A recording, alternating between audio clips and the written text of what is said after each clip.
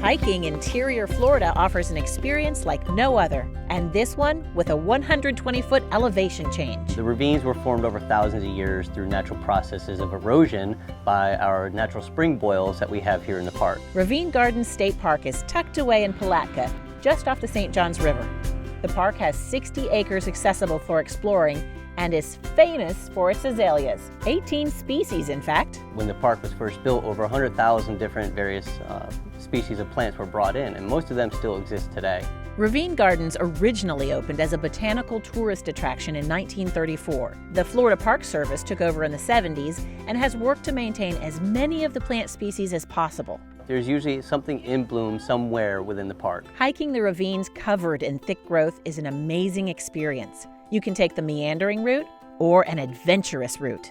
There's a 1.8-mile paved loop around the rim of the park and 2 moderate trails that take you down to the springs. Many old steps, old routes are on the trails. The trails are challenging. It's definitely an adventure.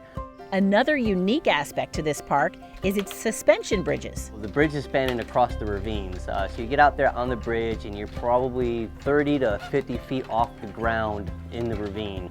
And it is a suspension bridge, so it does get wobbly and shaky, and it's fun to walk across. There are plenty of picnic sites with grills for cooking out, a kids' playground, and a beautiful historic amphitheater to explore. A good time to go? While the park is beautiful year-round, azaleas blossom sometime from January through March. The first weekend of March is when the area celebrates the blooms with an annual azalea festival. For Visit Florida, I'm Janice Jones.